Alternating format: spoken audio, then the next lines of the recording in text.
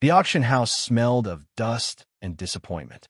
Margaret Chen sat in the back row of folding chairs, her daughter Jessica fidgeting beside her, while the auctioneer's voice droned through lot numbers like a man reading obituaries. Estate sale for Dorothy Mae Whitmore, deceased.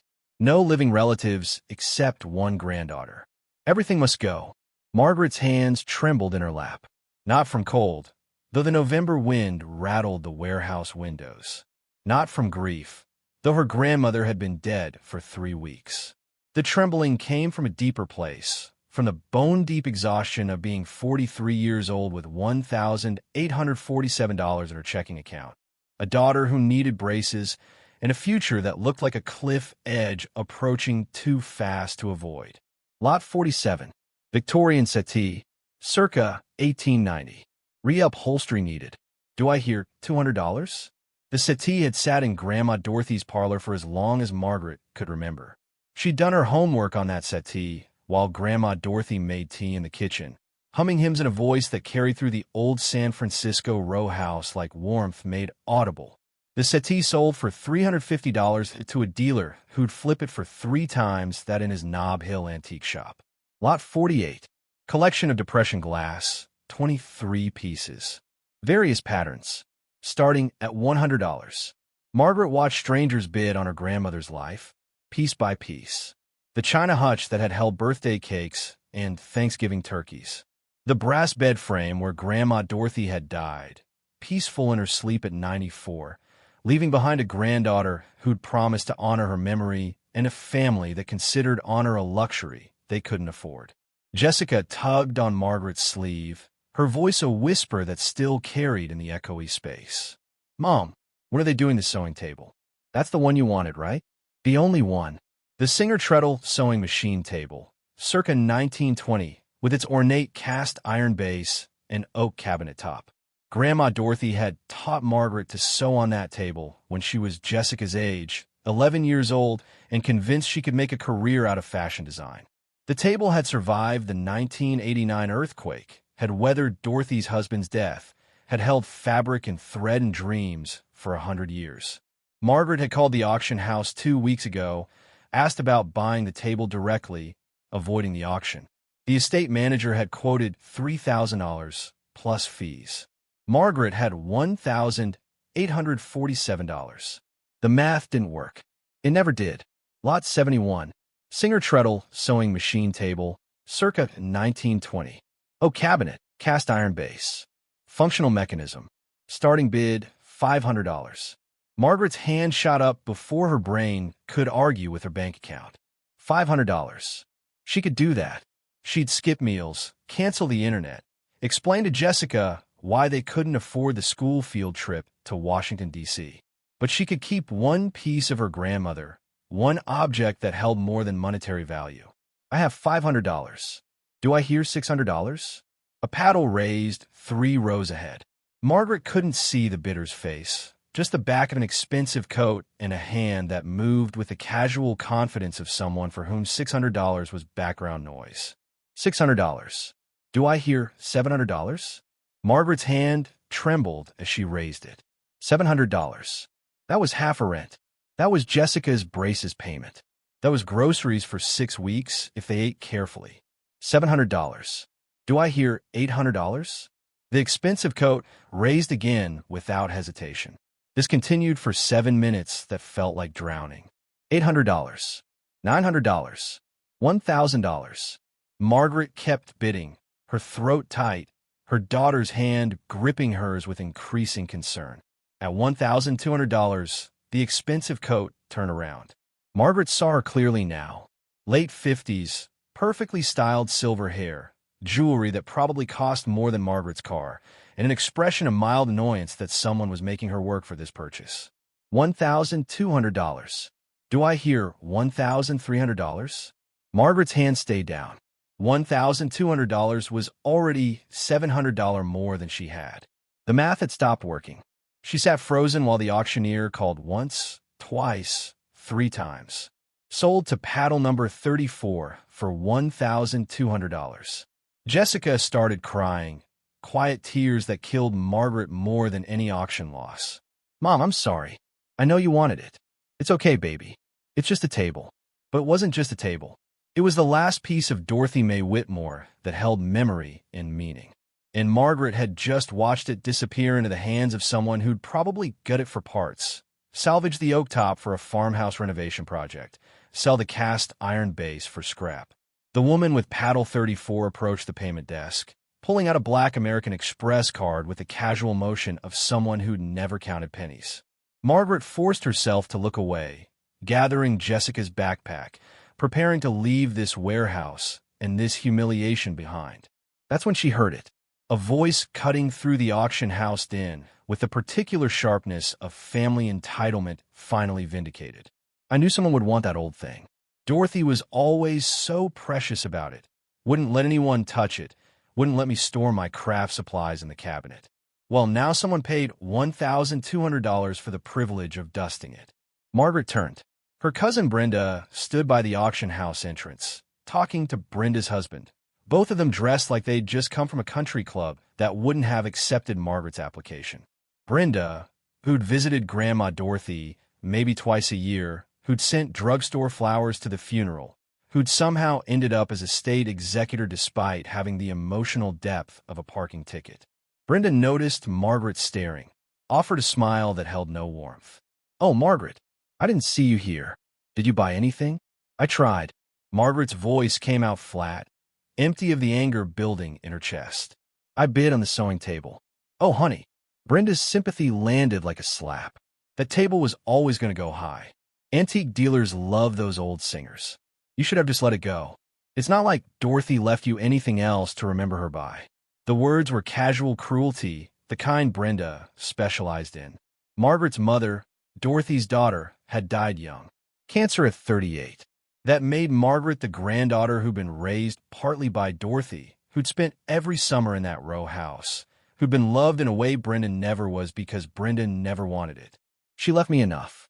Margaret gathered Jessica close, preparing to leave before she said something she'd regret. Brenda's expression shifted, something sly creeping into her features. "Well, the estate did leave you one thing." Dorothy's financial records showed a storage unit she'd been paying for since 1994. Unit 247 at Golden Gate Self-Storage. The rent was paid through the end of this year, but after that, anything inside becomes property of the storage company. I left you the key and the access code.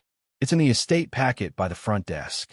Margaret collected the manila envelope from the board clerk at the front desk, opened it to find a single key attached to a faded tag marked GG Storage 247 and a sticky note with an access code written in Dorothy's shaky handwriting.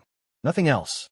No explanation of what might be stored there, no indication of why Dorothy had paid $89 a month for 29 years to keep something locked away.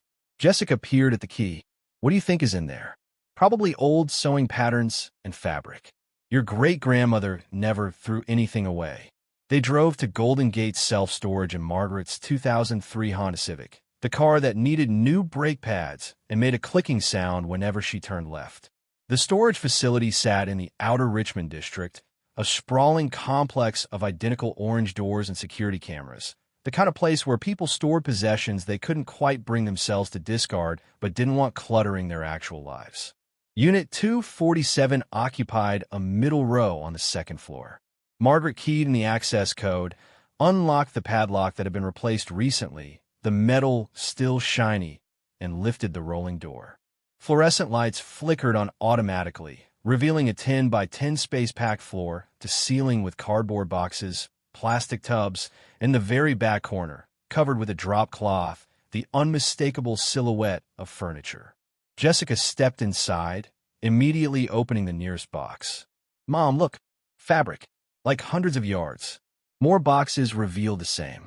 Silk, cotton, wool, velvet, all carefully wrapped in acid-free tissue paper, organized by color and type with the precision Dorothy had applied to everything. Margaret recognized some of the fabric from her childhood, material Dorothy had bought but never used, saving it for projects that never materialized. "This must be worth something, right?" Jessica held up a bolt of emerald silk that caught the light beautifully. "Maybe a few $100s if we sold it to fabric stores." but would take months to catalog and price everything. They worked their way deeper into the unit, finding boxes of buttons sorted by size and material, spools of thread in every conceivable color, vintage sewing patterns from the 1940s to the 1980s. A lifetime of crafting supplies, preserved like a museum exhibit to a hobby that had consumed Dorothy's later years. The furniture in the back corner waited beneath its drop cloth like a secret, refusing to reveal itself too easily. Margaret pulled the cloth away, dust swirling in the fluorescent light, and froze. The sewing table. Not the one from the auction, but its twin. Same oak cabinet, same cast iron base, same Singer logo stamped into the treadle mechanism. This one looked older somehow, the wood darker with age, the iron showing patches of rust that suggested decades of use before storage. I thought there was only one. Jessica ran her hand along the cabinet top, reverent. Margaret had thought so too. Grandma Dorothy had always referred to her sewing table, singular, had centered her crafting life around that single piece of furniture in the parlor. But apparently, she'd owned two, or had kept this one hidden, paying storage fees for 29 years rather than selling it or giving it away. Why would she keep two? Why hide this one? Jessica opened one of the cabinet drawers, finding more thread, more needles, more supplies that smelled of age and cedar. But the bottom drawer stuck, resisting Jessica's attempts to pull it open. It's locked or jammed or something. Margaret tried, pulling harder. The drawer moved slightly, then caught on something inside. She could feel resistance. Not from a lock, but from an object blocking the mechanism. Let me try the top instead. The tabletop lifted on hinges Margaret hadn't noticed, revealing the storage compartment where Dorothy would have kept larger fabric pieces and works in progress. The space was empty except for a yellowed envelope taped to the underside of the lid, Margaret's name written across it in Dorothy's distinctive Palmer method script. Margaret's hand shook as she peeled the tape away, feeling the envelope's weight, the thickness suggesting multiple pages inside. Jessica pressed close, reading over her shoulder as Margaret extracted the letter, dated March 14th, 1994, written 2 weeks before Dorothy opened the storage unit account. The letter began without preamble, Dorothy's voice clear in every word, even across the decades. My dearest Margaret, if you're reading this, I'm gone, and somehow you found your way to this storage unit despite my attempts to make it difficult. I've paid the rent 30 years in advance, which should last until 2024, long enough for you to be grown with children of your own, old enough to understand what I'm about to tell you, and wise enough to handle it carefully. This sewing table is the one I learned my trade on, the one my mother bought for me in 1947 when I was 16 years old and determined to become a seamstress despite my father's insistence that I attend college. Mother understood me in ways father never could. She encouraged my passion for fabric and design, supported my dreams even when they didn't match the respectable path father wanted. In 1952, I was working as a seamstress in the Fillmore district, making alterations and custom dresses for women who couldn't afford department store prices but wanted to look elegant anyway. My clients were teachers, secretaries, nurses, hardworking women who saved for months to afford a special dress for a wedding or a job interview. One of my regulars was a woman named Claire Dawson. She came in every few months, always with fabric she'd bought from estate sales or thrift stores, always with precise ideas about what she wanted. We became friends over fittings and alterations. She trusted me. I trusted her. In June 1952, Claire came to me with an unusual request. She'd inherited a collection of fabric and sewing supplies from her great-aunt, a woman who'd been a costume designer in Hollywood during the silent film era. Claire didn't sew herself and didn't know what to do with 3 steamer trunks full of materials. She offered to sell me everything for $200, which was more money than I'd seen at once in my entire life. I bought it anyway, borrowing from my mother, convinced that Hollywood costume fabric would be valuable, that I could use it to create stunning pieces that would establish my reputation. Claire delivered the trunks on a Friday afternoon. We opened them together in my workshop, pulling out silks and velvets and brocades more beautiful than anything I'd imagined. The fabric was extraordinary, but it was what we found hidden in the false bottom of the 3rd trunk that changed everything. Margaret's breath caught. Jessica gripped her arm, both of them reading faster, the fluorescent lights seeming to brighten as the letter revealed its secret. Jewelry. Not costume pieces, but real jewels. Diamonds, emeralds, rubies, sapphires, all set in platinum and gold that looked like it belonged in a museum. There were necklaces, bracelets, rings, earrings, brooches, easily 40 pieces total, each one more stunning than the last. Claire and I stared at them for 5 minutes, neither of us speaking, both of us understanding that we'd stumbled onto something that could destroy our lives or transform them, depending on how we handled it. Claire finally said what we were both thinking. These are stolen. They have to be. No one hides a fortune in jewelry at the bottom of a trunk unless they stole it. We debated for hours. Should we go to the police? Should we try to return them to whoever they belong to? Should we sell them and split the profits? Every option seemed wrong for different reasons. Finally, Claire made a decision. She told me to keep the jewelry, to hide it, to wait at least 20 years before doing anything with it. If no one comes looking, she said, then either they belong to my great-aunt legitimately, or whoever stole them is long dead. Either way, after 20 years, they're yours. Build a future with them, but be smart about it. Don't sell them all at once. Don't draw attention. Be patient. Claire left San Francisco a month later, moved to Oregon to care for her aging mother, and we lost touch. I kept the jewelry, hiding it in the only place I knew it would be safe. This sewing table. Margaret's eyes jumped to the bottom drawer, the one that had stuck when Jessica tried to open it, the one that clearly held more than thread and needles. There's a false bottom in the lower left drawer, Dorothy's letter continued. Press the rear right corner firmly while pulling the drawer open. It will release a catch that allows access to the hidden compartment I built in 1952 to hide Claire's treasure. I've kept this secret for 42 years. I never sold a single piece, never showed them to anyone, never told your grandfather, even when we desperately needed money to buy our house or pay for your mother's medical bills. The jewelry felt cursed somehow, like spending it would invite investigation, would unravel whatever story Claire's great-aunt had written with her silence. But I've researched them, Margaret, carefully over decades, through library visits and hushed conversations with jewelers who appraised pieces without asking too many questions. What's in that drawer is worth approximately $298 million at current market value. The collection includes pieces that belong to Hollywood stars of the 1920s, jewelry that was reported stolen during a series of robberies in 1927 and 1928, cases that were never solved. If you're reading this, you have a choice to make. You can report the jewelry to the authorities, let them sort out ownership and legal claims. You could try to return pieces to the families of the original owners, assuming you can identify them. Or you could do what Claire told me to do. Wait another 20 years, let the statute of limitations run out completely, and then sell them carefully through channels that don't ask uncomfortable questions. I'm trusting you to make the right decision, my darling girl. You're stronger than you know, braver than you believe, and smarter than anyone in our family has ever given you credit for. Whatever you choose, know that I loved you more than words can express, and I'm sorry I couldn't tell you this secret while I was alive. Some burdens are too heavy to share until we're ready to let them go. The letter ended with Dorothy's signature, shaky but determined, and a postscript that made Margaret's eyes well with tears. P.S.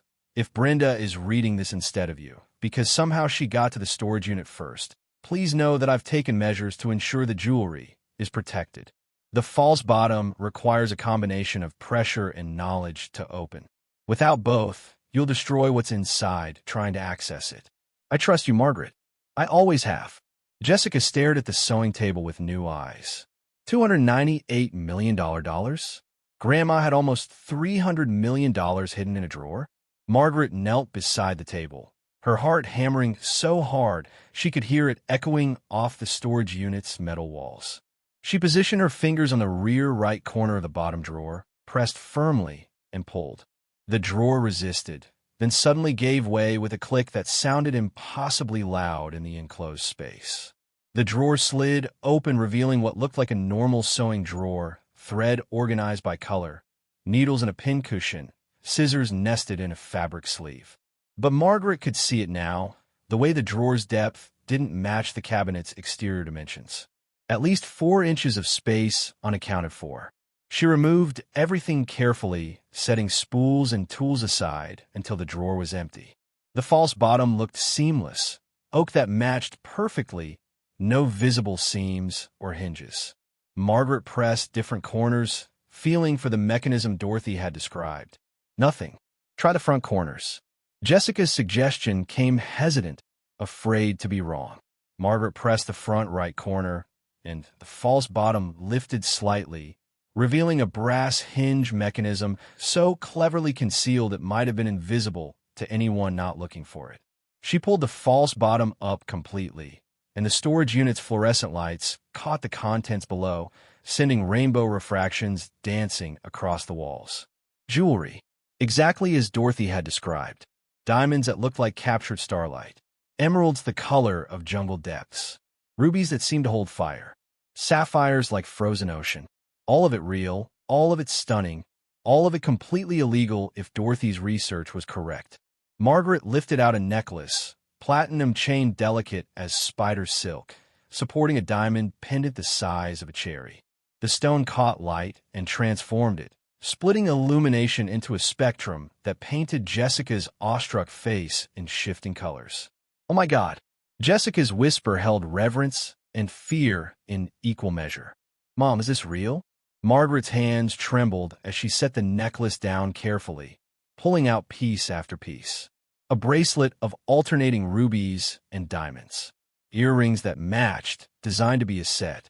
A brooch shaped like a peacock with sapphire tail feathers and diamond accents.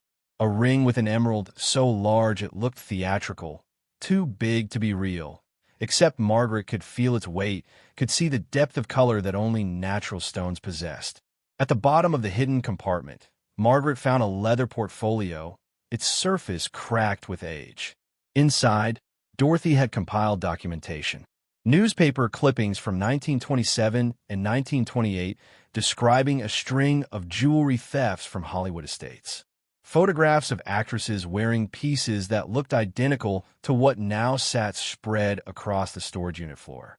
Handwritten notes tracking auction results for similar pieces, establishing market values that had appreciated over 9 decades.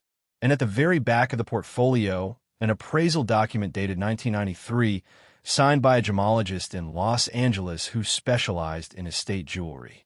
The total valuation, written in precise script, $298,400,000. Nearly $300 million sitting in a storage unit that smelled of mothballs and cedar, hidden in a sewing table that no one had wanted enough to bid past $1,200. Jessica picked up the peacock brooch, handling it with the careful reverence of someone who understood they were touching something that transcended normal experience. What were we going to do? Margaret didn't have an answer.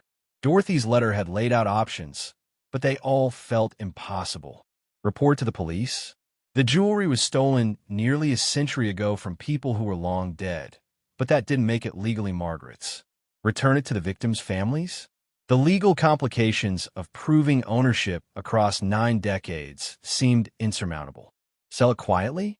That meant engaging with black market dealers, risking prosecution for fencing stolen goods, becoming exactly the kind of criminal Dorothy had spent 42 years avoiding.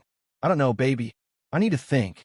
But thinking became difficult as reality crashed over Margaret in waves. This was $298 million. This was Jessica's college education, fully funded with money left over for graduate school.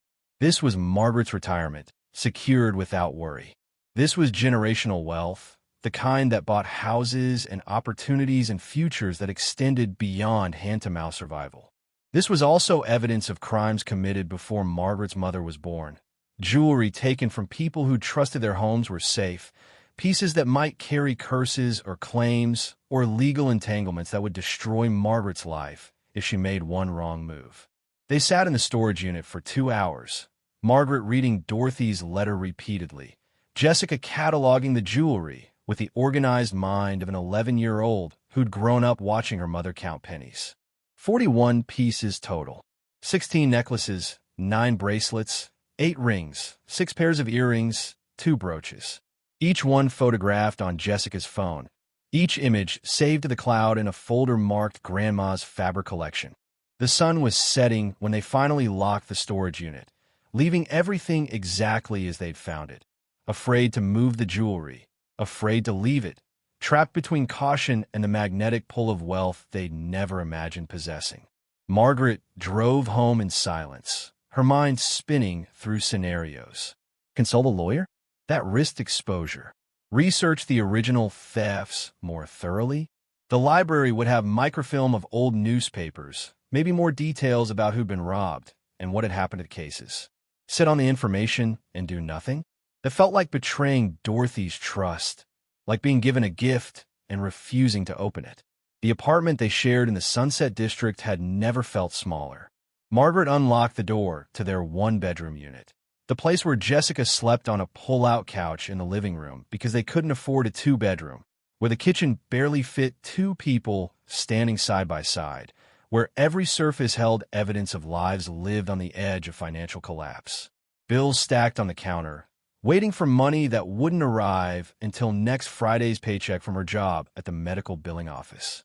The eviction notice from 2 months ago rescinded only after Margaret had begged the landlord for an extension and paid double rent the following month. Jessica's school permission slip for the Washington, D.C. trip and signed because the $800 cost might as well have been $800,000. And now, sitting in a storage unit 12 minutes away, jewelry worth more than Margaret would earn in 10 lifetimes. Jessica microwaved leftover pasta while Margaret sat at their tiny dining table, Dorothy's letter spread before her like a map to territory she didn't know how to navigate.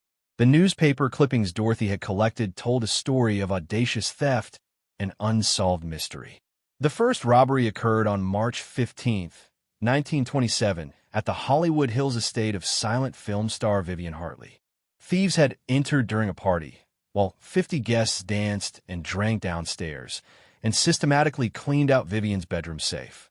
$3, $2 million in jewelry, the article reported, though that figure would be worth exponentially more in current dollars. The second theft came 4 months later. Director Edmund Rothschild's wife, Catherine, lost her entire collection during a similar party robbery. The thieves had possessed detailed knowledge of the house layout, had known exactly where Catherine kept her valuables, had bypassed security measures that should have been impenetrable. 5 more robberies followed over the next 14 months, all targeting Hollywood elite, all occurring during social events when the homes were full of people who might have noticed a stranger but were too busy enjoying themselves to pay attention. The police suspected an inside connection, someone who attended these parties legitimately and used access to plan the thefts. The investigation went cold in 1929 after the stock market crash shifted everyone's attention to survival rather than stolen jewels.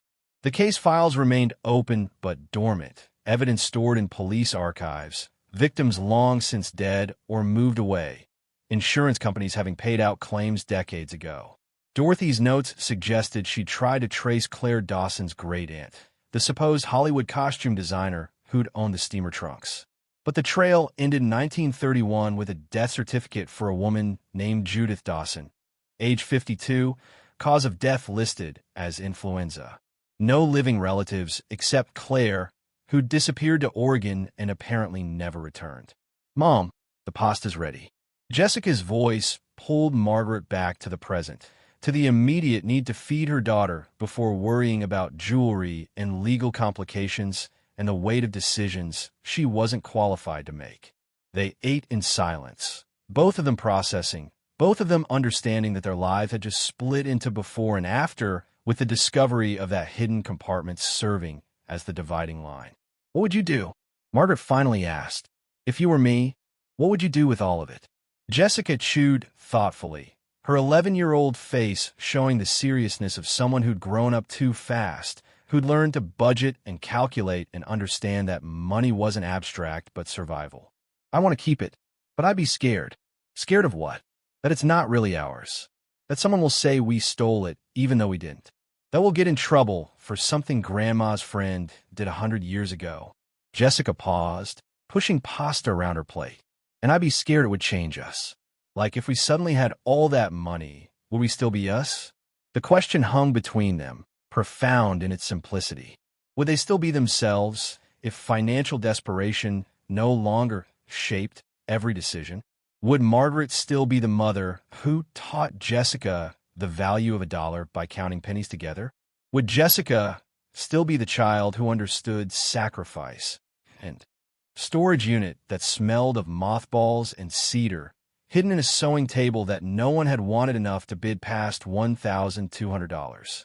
Jessica picked up the peacock brooch, handling it with the careful reverence of someone who understood they were touching something that transcended normal experience. What were we going to do? Margaret didn't have an answer. Dorothy's letter had laid out options, but they all felt impossible. Report to the police? The jewelry was stolen nearly a century ago from people who were long dead, but that didn't make it legally Margaret's. Return it to the victims' families? The legal complications of proving ownership across 9 decades seemed insurmountable. Sell it quietly? That meant engaging with black market dealers, risking prosecution for fencing stolen goods, becoming exactly the kind of criminal Dorothy had spent 42 years avoiding. I don't know, baby. I need to think. But thinking became difficult as reality crashed over Margaret in waves. This was $298 million. This was Jessica's college education, fully funded with money left over for graduate school. This was Margaret's retirement, secured without worry. This was generational wealth, the kind that bought houses and opportunities and futures that extended beyond hand-to-mouth survival. This was also evidence of crimes committed before Margaret's mother was born. Jewelry taken from people who trusted their homes were safe, pieces that might carry curses or claims or legal entanglements that would destroy Margaret's life if she made one wrong move. They sat in the storage unit for 2 hours, Margaret reading Dorothy's letter repeatedly, Jessica cataloging the jewelry with the organized mind of an 11-year-old who'd grown up watching her mother count pennies. 41 pieces total. 16 necklaces, 9 bracelets, 8 rings, 6 pairs of earrings, 2 brooches. Each one photographed on Jessica's phone. Each image saved to the cloud in a folder marked Grandma's Fabric Collection. The sun was setting when they finally locked the storage unit, leaving everything exactly as they'd found it. Afraid to move the jewelry, afraid to leave it, trapped between caution and the magnetic pull of wealth they'd never imagined possessing. Margaret drove home in silence, her mind spinning through scenarios. Consult a lawyer? That risked exposure. Research the original thefts more thoroughly? The library would have microfilm of old newspapers, maybe more details about who'd been robbed and what had happened to the cases. Sit on the information and do nothing? It felt like betraying Dorothy's trust, like being given a gift and refusing to open it. The apartment they shared in the Sunset District had never felt smaller. Margaret unlocked the door to their 1-bedroom unit, the place where Jessica slept on a pull-out couch in the living room because they couldn't afford a 2-bedroom, where the kitchen barely fit 2 people standing side by side, where every surface held evidence of lives lived on the edge of financial collapse. Bills stacked on the counter, waiting for money that wouldn't arrive until next Friday's paycheck from her job at the medical billing office. The eviction notice from 2 months ago, rescinded only after Margaret had begged the landlord for an extension and paid double rent the following month. Jessica's school permission slip for the Washington, D.C. trip and signed because the $800 cost might as well have been $800,000. And now, sitting in a storage unit 12 minutes away, jewelry worth more than Margaret would earn in 10 lifetimes. Jessica microwaved leftover pasta while Margaret sat at their tiny dining table, Dorothy's letter spread before her like a map to territory she didn't know how to navigate. The newspaper clippings Dorothy had collected told a story of audacious theft and unsolved mystery. The first robbery occurred on March 15, 1927, at the Hollywood Hills estate of silent film star Vivian Hartley. Thieves had entered during a party, while 50 guests danced and drank downstairs, and systematically cleaned out Vivian's bedroom safe. $3, $2 million in jewelry, the article reported. though that figure would be worth exponentially more in current dollars. The second theft came 4 months later. Director Edmund Rothschild's wife, Catherine, lost her entire collection during a similar party robbery. The thieves had possessed detailed knowledge of the house layout, had known exactly where Catherine kept her valuables, had bypassed security measures that should have been impenetrable. 5 more robberies followed over the next 14 months, all targeting Hollywood elite, all occurring during social events when the homes were full of people who might have noticed a stranger but were too busy enjoying themselves to pay attention. The police suspected an inside connection, someone who attended these parties legitimately and used access to plan the thefts. The investigation went cold in 1929 after the stock market crash shifted everyone's attention to survival rather than stolen jewels. The case files remained open but dormant, evidence stored in police archives, victims long since dead or moved away, insurance companies having paid out claims decades ago. Dorothy's notes suggested she tried to trace Claire Dawson's great-aunt, the supposed Hollywood costume designer who'd owned the steamer trunks. But the trail ended in 1931 with a death certificate for a woman named Judith Dawson, age 52, cause of death listed as influenza. No living relatives except Claire, who disappeared to Oregon and apparently never returned. "Mom, the pasta's ready." Jessica's voice pulled Margaret back to the present, to the immediate need to feed her daughter before worrying about jewelry and legal complications and the weight of decisions she wasn't qualified to make. They ate in silence, both of them processing, both of them understanding that their lives had just split into before and after, with the discovery of that hidden compartment serving as the dividing line. "What would you do?" Margaret finally asked. "If you were me, what would you do with all of it?"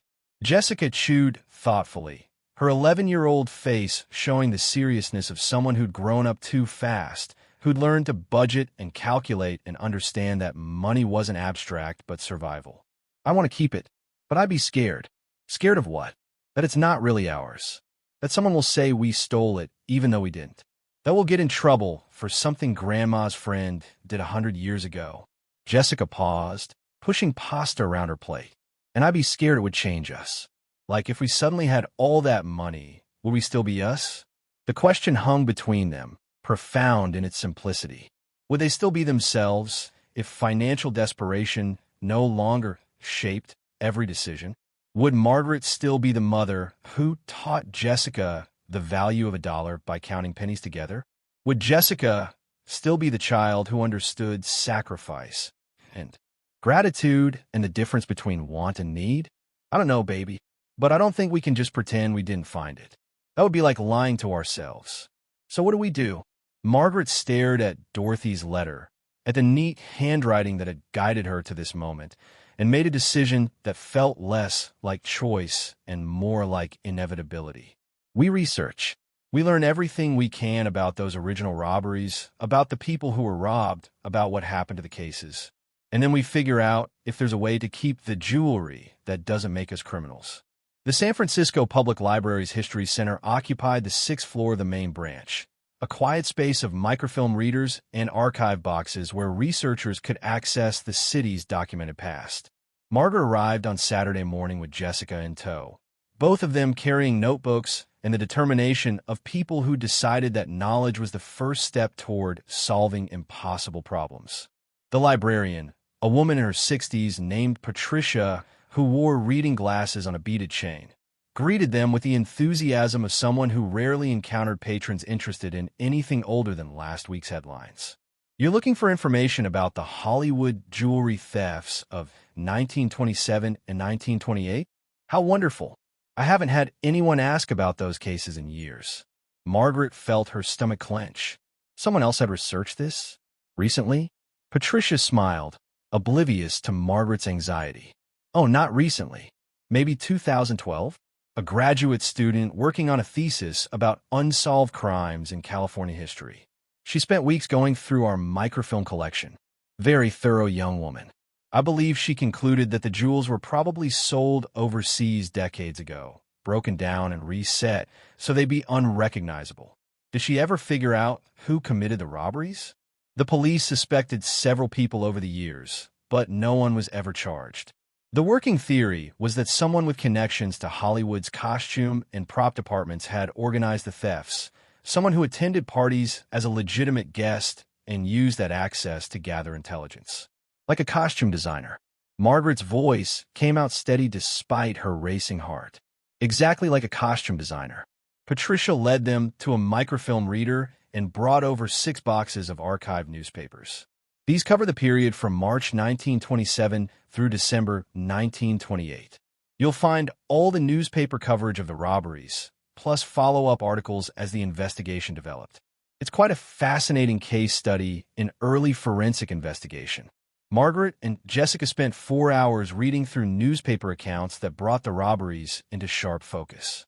Vivian Hartley, the first victim, had been 32 years old in 1927, a silent film star whose career was already declining as talkies began to dominate. She'd inherited much of her jewelry from her mother, a Boston socialite who'd married railroad money. The stolen pieces included a diamond necklace valued at $800,000, emerald earrings worth $400,000, and a ruby bracelet that had belonged to Vivian's grandmother. Catherine Rothschild, the second victim, had lost jewelry worth $1 million, including a sapphire and diamond tiara she'd worn in 3 separate films, distinctive enough that selling it intact would have been impossible without attracting attention. The subsequent victims followed similar patterns. Wealthy, connected to Hollywood's film industry, all hosting parties where guest lists topped 50 people, all storing jewelry in home safes that the thieves had opened with combination knowledge that suggested inside information. The police investigation had focused on several suspects, but one name kept appearing in witness statements and police reports. Judith Dawson, costume designer and prop master, who'd worked on 12 films between 1924 and 1929, who'd attended parties at all 7 robbery victims' homes, who'd had legitimate reasons to know house layouts and security measures. "Mom, look at this." Jessica pointed to a photograph accompanying a November 1927 article. The image showed a film set, actors in period costume, and in the background, barely visible, a woman adjusting someone's dress. The caption read, "Costume designer Judith Dawson works with actress Loretta Hayes on the set of The Silver Swan," directed by Edmund Rothschild. Judith Dawson, Claire's great-aunt, the woman who'd supposedly owned the steamer trunks. The woman who died in 1931, never charged, never publicly accused, but clearly the prime suspect in robberies that had netted jewelry worth tens of millions in today's currency. Grandma's friend bought stolen jewelry. Jessica's whisper carried the weight of understanding that complicated everything. If we keep it, we're keeping things that were stolen from people. Margaret felt the moral ground shifting beneath her. Dorothy had framed this as an inheritance, as something time and circumstance had transformed from stolen property into unclaimed treasure. But these articles made the victims real. Vivian Hartley had cried during her police interview, devastated by the loss of her grandmother's ruby bracelet. Catherine Rothschild had offered a $100,000 reward for information leading to recovery of her tiara, a reward never claimed because the jewelry had vanished completely. These people had been hurt. Their possessions had been taken by someone they trusted. And now Margaret sat in a library, reading their stories, holding knowledge of where their jewelry had ended up. We need to find out what happened to their families. If they're descendants, people who might have legal claims. Patricia overheard this and approached with helpful efficiency. If you're trying to trace descendants, you'll want to check genealogy databases and probate records. Many of those early Hollywood families are well documented because of the film industry's historical interest. I can show you how to access those records if you'd like. 2 more hours of research revealed a genealogical landscape that was simultaneously encouraging and devastating. Vivian Hartley had died in 1958 without children. Her estate had been split between various charities and a nephew who died in 1993, also without heirs. Catherine Rothschild had one daughter who'd moved to England in 1945 and died there in 2001. That daughter had 3 children, all still living, all potentially able to claim ownership of jewelry stolen from their grandmother. The other victims showed similar patterns. Some had died without descendants. Others had living relatives who might or might not know about jewelry stolen 9 decades ago, who might or might not have legal standing to claim it now. This is so complicated.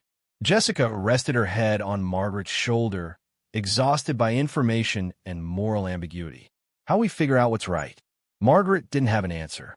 Every path forward seemed to lead into legal quicksand or ethical compromise. Keep the jewelry and risk prosecution if anyone discovered its origin. Return it to descendants and risk getting nothing in return, not even recognition for doing the right thing. Report it to police and definitely get nothing except maybe a thank you from insurance companies who'd paid claims decades ago. They left the library at closing time, 5 o'clock on a Saturday when the fog was rolling in from the ocean, turning San Francisco's streets into something mysterious and vaguely threatening. Margaret drove home through traffic that felt heavier than usual, her mind spinning through scenarios that all felt wrong for different reasons. The apartment smelled like someone had been cooking meth in the building again, that chemical stench that drifted up through the vents whenever their downstairs neighbor entertained certain visitors.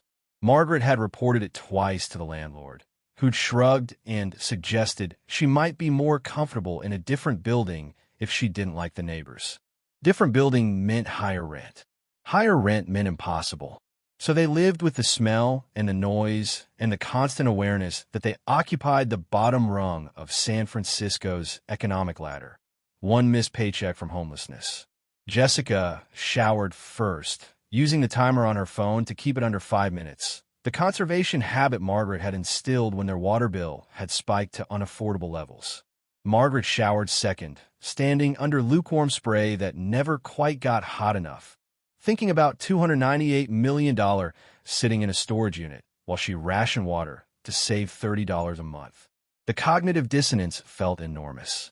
Wealth and poverty existing simultaneously in her life, separated only by decisions she didn't know how to make and legal complications she didn't understand. Her phone buzzed while she was toweling off. Unknown number, local area code. Margaret almost didn't answer, assuming telemarketer or wrong number, but something made her accept the call. Margaret Chen? The voice was male, professional, carrying the particular inflection of someone who made phone calls for a living and knew how to project confidence. This is she. My name is David Brennan. I'm an estate attorney specializing in probate law and asset recovery.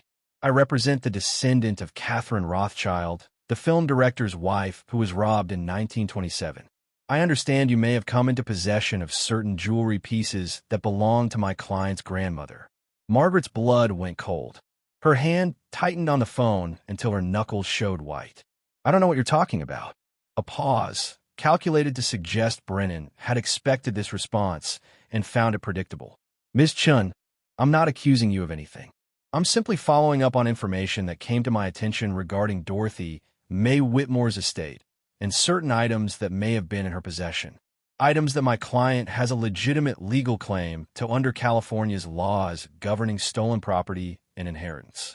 Margaret's lawyer instincts, honed from years of watching television procedurals and reading legal thrillers, kicked in. Who told you I have anything? That's not important. What's important is that we resolve this matter amicably, without involving law enforcement or creating unnecessary publicity. My client is prepared to offer you a finder's fee, a percentage of the jewelry's appraised value, in exchange for cooperation in returning what rightfully belongs to her family. How much? The question came out before Margaret could stop herself, before she could hang up and pretend this conversation never happened. 10% of appraised value. Given that we're talking about pieces worth approximately $47 million that belong to Mrs. Rothschild, that would amount to $4. $7 million for you. More money than you'll see in your lifetime from your current employment, Ms. Chun. I've done my research. You work in medical billing, you're a single mother, you're barely keeping your head above water financially. For dollars, $7 million would change your life. The specificity of his knowledge about her life felt invasive, threatening, like someone had been watching her, compiling information, building a case before making contact. How do you know all that? Public records. Your grandmother's estate filing is public. Your financial information is accessible through credit reporting agencies. This isn't espionage, Ms. Chen. This is due diligence. My client wants what belongs to her family, and she's willing to compensate you generously for facilitating that return. Margaret's mind raced. If Brennan knew about the jewelry, who else knew? Had someone been watching the storage unit? Had Brenda said something? Had the librarian, Patricia, mentioned Margaret's research to someone? The paranoia spiral threatened to consume rational thought. I need to think about this. I need to consult my own attorney. Of course. But Ms. Chun, I should mention that my client is not the only descendant making inquiries. Vivian Hartley's nephew's granddaughter has also reached out to my firm asking about potential recovery of her great-great-grandmother's jewelry, as has the executor of Edmund Rothschild's estate. You're going to be fielding multiple claims from multiple parties, all with legitimate legal standing. The longer you wait, the more complicated this becomes. I'll call you back. You have my number now. I hope you make the right decision. For your daughter's sake, if not your own. The implied threat landed like a punch. Brennan hung up before Margaret could respond, leaving her standing in her tiny bathroom, wrapped in a thin towel, shaking with a combination of fear and rage. Jessica appeared in the doorway, her face showing the concern of a child who'd learned to read her mother's moods. "Mom, what's wrong?" Margaret forced her expression into something less terrifying. "Nothing, baby. Just work stuff. Go finish your homework." But Jessica didn't move. She was too smart, too observant, too experienced in recognizing when adults were lying to protect children from truths they couldn't handle. That wasn't work. That was about the jewelry, wasn't it? Margaret couldn't maintain the lie. She sat on the closed toilet lid, pulling Jessica close. Both of them squeezed into the tiny bathroom that smelled of cheap shampoo and mildew they couldn't afford to remediate. "Someone knows we have it, or thinks we have it." An attorney representing one of the families that was robbed. "What did he want?" 10% if we give it back. About $47 million worth of the pieces belonged to one woman's family. He's offering us $4. $7 million to return them. Jessica's eyes went wide. "That's a lot of money." "Is that a lot? Like, compared to the whole thing?" "It's about 5% of the total. We'd be giving away $47 million for less than $5 million. But if it's not ours anyway, isn't some money better than no money?" The child's logic was irrefutable. Margaret had been thinking the same thing, running the calculation, recognizing that $4, $7 million would transform their lives, even if it was a fraction of the jewelry's worth. Jessica could go to any college she wanted. Margaret could quit her soul-crushing job. They could buy a house, build security, stop living on the edge of disaster. But something about Brennan's approach, the veiled threat, the research into Margaret's finances, the implication that refusing to cooperate would bring consequences, triggered every stubborn instinct Margaret possessed. Maybe, but I don't trust that attorney, and I don't like being threatened. And I want to know who told him about the jewelry in the first place. How we find that out? Margaret thought about this. The storage unit security cameras would have footage. The auction house might have visitor logs. Brenda might have told someone, might have mentioned the storage unit to friends or family who'd passed the information along. Or Dorothy might have documented the jewelry somewhere else, in paperwork or photographs that had surfaced in the estate liquidation. We talked to Brenda. She was the estate executor. If anyone accessed Dorothy's records or asked questions about storage units, she'd know. Brenda's house sat in the Marina District, a 3-story Victorian painted in historically accurate colors that probably cost $40,000 to maintain. The mortgage alone was more than Margaret's annual salary, but Brenda's husband worked in tech and earned the kind of money that made 6 figures look like poverty. Margaret parked her clicking Civic in front of the house on Sunday afternoon, timing the visit for after church, when Brenda would be home, but presumably in a charitable mood from religious instruction. Brenda answered the door in cashmere loungewear, her surprise at seeing Margaret evident. "Oh, Margaret, I wasn't expecting you. Is everything all right? I need to ask you about Grandma Dorothy's estate. Specifically, about who's been accessing her records." Brenda's expression shifted from surprise to defensiveness. "What do you mean accessing her records? The estate is closed. Everything was distributed or sold. Margaret pulled out her phone, showing Brenda the call log from David Brennan. This attorney contacted me yesterday, claiming his client has information about items in Dorothy's possession, items that were supposedly stolen. He knew details about Dorothy's estate that aren't public. I'm wondering how he got that information. Brenda's face flushed. I don't know anything about an attorney.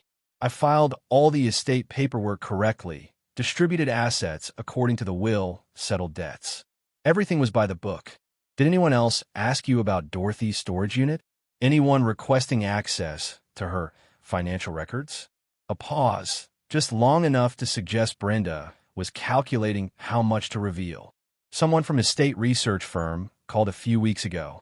They asked if Dorothy had any outstanding storage unit rentals or safe deposit boxes. I told them about the storage unit because it was listed in the estate assets. I didn't think that was confidential information. What was the name of the firm? Brenda frowned, trying to remember. Legacy something. Legacy Tracers? They said they specialized in helping families locate lost assets.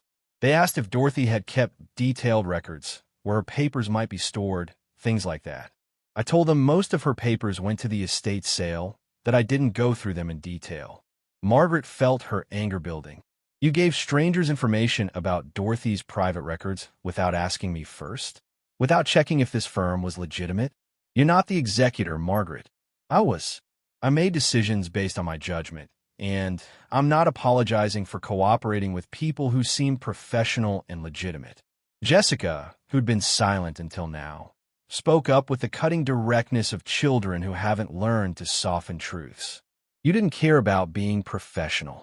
You just wanted to get rid of everything as fast as possible so you didn't have to think about Grandma anymore. Brenda's face went red. How dare you speak to me that way? I spent months handling Dorothy's affairs while your mother did nothing except show up to bid on things she couldn't afford.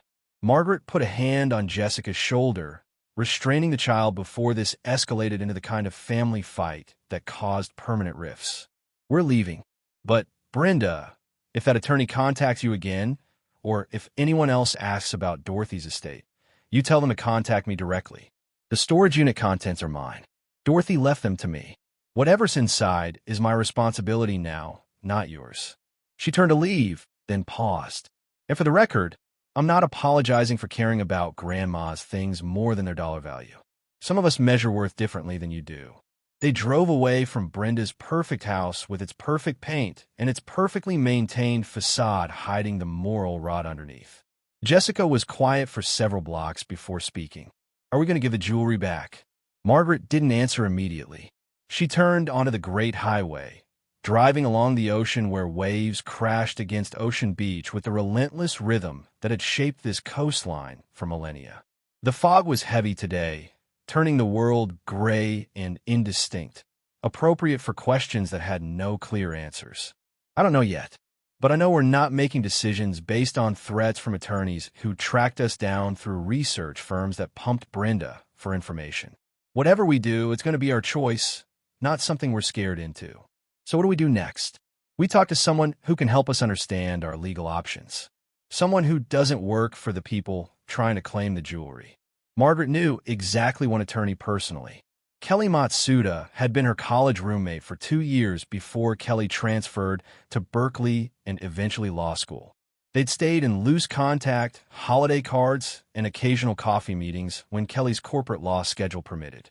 Kelly worked at a big firm downtown, specialized in intellectual property litigation, and had offered multiple times to help Margaret with legal questions she couldn't afford to hire representation for.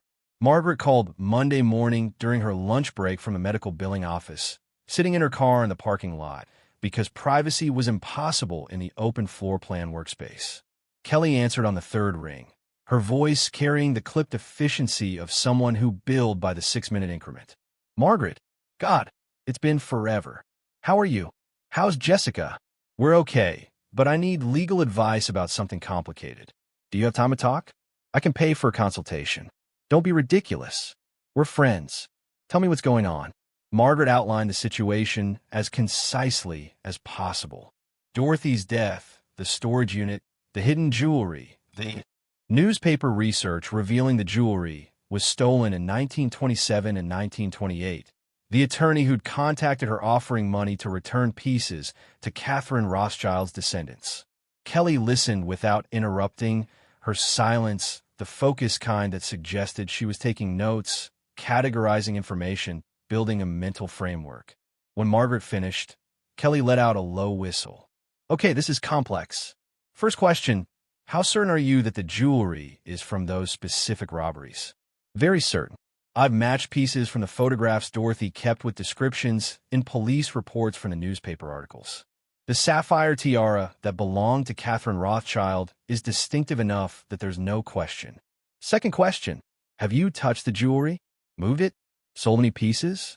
I picked up a few items to photograph them, but everything is still in the storage unit. Nothing's been sold or altered. Good. That's important. California law regarding stolen property is nuanced. Generally, stolen property never legally belongs to anyone except the original owner or their heirs, regardless of how much time has passed. There's no statute of limitations on recovering stolen property. Margaret's heart sank, so I have to give it all back. Hold on, it's not that simple. The law also recognizes something called adverse possession in certain circumstances. If someone possesses property openly for a certain period, believing in good faith they own it, they can acquire legal title. That period is usually 5 years for personal property. But Dorothy knew the jewelry was stolen. Her letter said so. Did she? Or did she have suspicions? There's a legal difference between knowing for certain and believing something might be true. If Dorothy never had proof the jewelry was from those robberies, if she was just being cautious, then her possession might qualify as good faith. Margaret pulled out her phone, rereading Dorothy's letter. She specifically mentions Claire telling her the jewelry was probably stolen. That sounds like knowledge to me. Or it sounds like speculation from a friend who was scared. A lawyer could argue either way. Kelly paused, and Margaret heard papers rustling in the background. Here's my concern. Even if you have a legal argument for keeping some or all of the jewelry, fighting multiple claimants in court would cost hundreds of thousands in legal fees. You'd be spending years in litigation, and the jewelry would probably be held in escrow the entire time. You wouldn't be able to sell it, use it as collateral, or benefit from it in any way until the legal battle's resolved. So even if I'm legally right, I lose? You might lose, or you might settle. Most cases like this end in negotiated settlements where the finder receives a percentage and the rest goes to verified heirs. The attorney who contacted you offering 10% of Catherine Rothschild's pieces? That's probably close to what you'd end up with anyway after legal fees if you fought in court. There has to be another option, some way to keep more than just 10% without spending years in court. Kelly was quiet for a moment, the kind of silence that preceded uncomfortable truths. There might be, but it's legally gray and ethically questionable. You could sell the jewelry quietly through private dealers who don't ask questions about provenance. The black market for high-end jewelry exists specifically for situations like this. You'd get maybe 30 to 40% of appraised value, and you'd be taking risks, but it would be cash with no legal entanglements. That's illegal. Probably. Definitely if the jewelry is proven to be stolen. But if no one can trace it back to you, if you're careful about how you conduct transactions, the practical risk is low. People sell questionable goods every day and face no consequences. Margaret's mind recoiled from this option, even as part of her calculated the numbers. 40% of $298 million was $119 million. Still an enormous fortune. Still enough to transform every aspect of her and Jessica's life. Still achievable if she was willing to compromise her ethics and trust criminals to handle transactions that could destroy her if anything went wrong. I need time to think. Take the time you need. But Margaret, be careful. The attorney who contacted you knows you have the jewelry, or at least suspects you do. That means other people probably know too. Every day you wait is another day for someone to file a legal claim or petition a court to freeze assets. If you're going to do something, do it soon. They hung up with promises to meet for coffee when Margaret had made decisions, when the future felt less like standing on the edge of a cliff, choosing which way to jump. Margaret sat in her car, watching her coworkers return from lunch, their faces showing the exhaustion of people who hated their jobs but couldn't afford to quit. She could quit. Right now, today, if she wanted.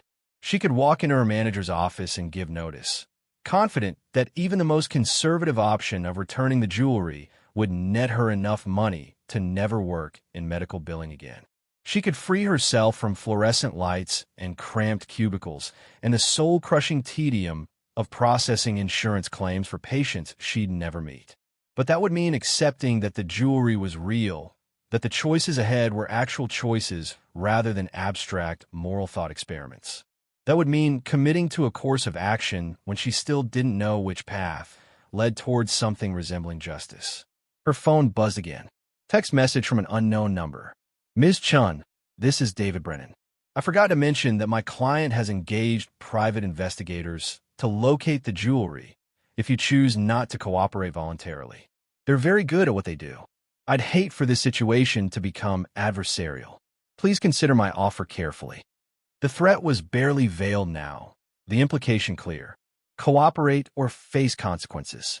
Return what Brennan's client claimed or deal with investigators who would dig into every aspect of Margaret's life, who would probably discover every financial struggle, every desperate choice, every vulnerability that could be exploited. Margaret deleted the message, blocked the number, and made a decision that felt less like wisdom and more like defiance. She wasn't going to be bullied.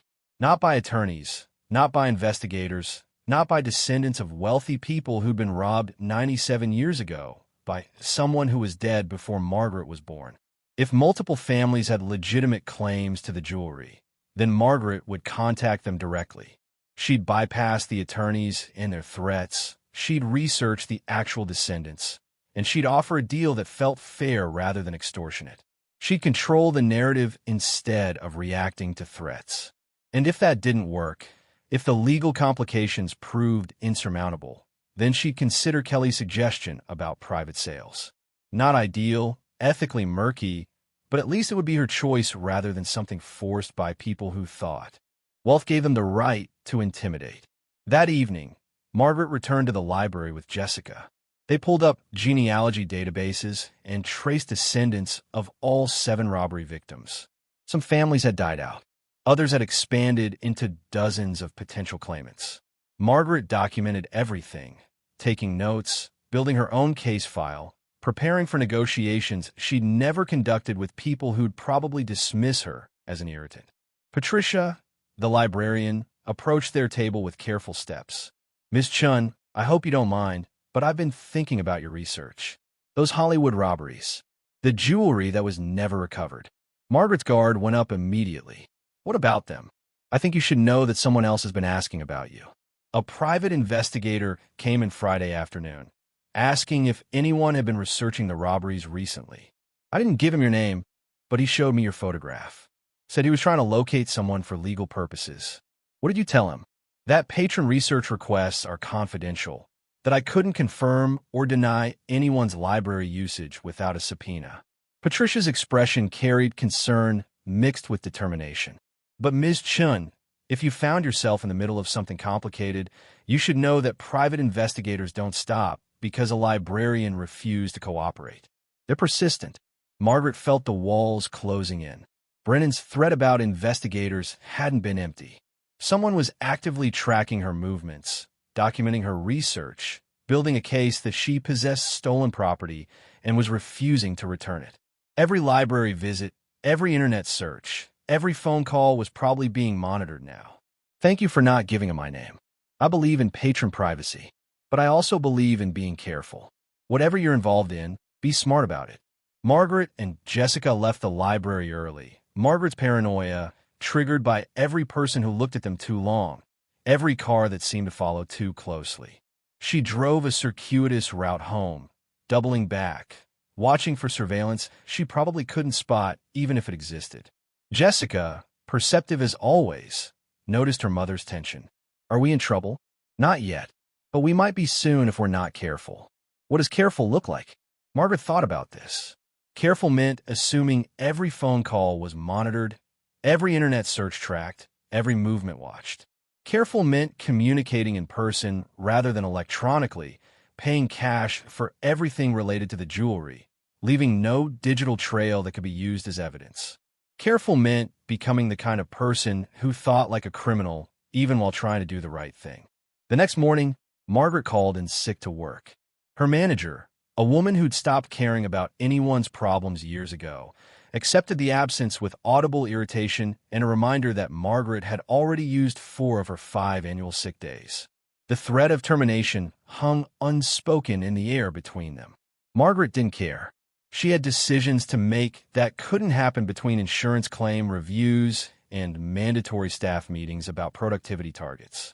Jessica stayed home from school with a fabricated stomachache, both of them understanding that what came next required partnership, required the two of them working together, as they always had. They drove to the storage unit at 8 in the morning, arriving before the facility's peak hours when fewer people would be around to notice or remember them.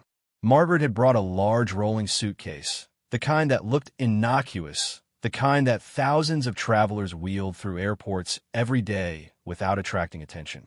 The jewelry needed to be moved. Leaving it in a storage unit that multiple people knew about felt like inviting theft or legal seizure. Margaret needed it somewhere she could access easily, somewhere secure enough that private investigators wouldn't find it, somewhere that didn't create a digital trail of safe deposit box rentals or stored facility payments. She needed it in her home, hidden well enough that a casual search wouldn't reveal it, but accessible enough that she could produce pieces quickly if negotiations required physical proof. The hidden compartment gave up its contents reluctantly, as if the sewing table understood it was losing a secret it had kept for 7 decades. Margaret wrapped each piece individually in soft cloth, protecting stones from scratching against each other, organizing by type and estimated value based on Dorothy's documentation. Jessica photographed everything methodically, creating a digital inventory stored on a thumb drive that Margaret would keep separate from the jewelry itself. Insurance of a sort. Evidence that could prove what they possessed if legal battles required documentation. They worked in silence, both of them aware of the security camera in the hallway outside the unit, both of them moving efficiently to minimize time exposed to surveillance. 41 pieces fit into the suitcase with careful packing, the weight substantial enough that Margaret struggled to lift it, wealth measured in pounds of precious metal and stones. The drive home felt longer than usual, every police car a potential threat, every traffic light an opportunity for someone to notice the suitcase, to ask questions Margaret couldn't answer without lying or revealing too much. Their apartment building had no security cameras in the hallways, a cost-saving measure the landlord justified by insisting the neighborhood was safe despite monthly car break-ins and the occasional mugging. Today, Margaret was grateful for the lack of surveillance. She and Jessica maneuvered the suitcase upstairs without encountering neighbors, without anyone asking what they were moving or where it had come from. Inside the apartment, Margaret faced a new problem: where to hide $298 million in jewelry in 650 square feet of space that offered no genuine security. The closet was too obvious. Under the bed, too accessible. Kitchen cabinets will be the first place anyone searched. Jessica solved the problem with 11-year-old practicality. The heating vent, the one in my bedroom that's been broken since we moved in. He said the landlord would never fix it because he doesn't care. No one would look there because it doesn't work. The heating vent in Jessica's bedroom had stopped functioning 2 winters ago, its grate loose, its interior space empty since the landlord had removed the broken heating element and never replaced it. The opening measured roughly 2 feet by 18 inches, deep enough to accommodate the suitcase if they removed the grate completely. Margaret tested the fit, discovering that the suitcase slid into the vent space with perhaps 2 inches of clearance on all sides. Not comfortable, but functional. She secured the grate back in place with screws that looked original, untouched, nothing to suggest anyone had accessed the vent recently.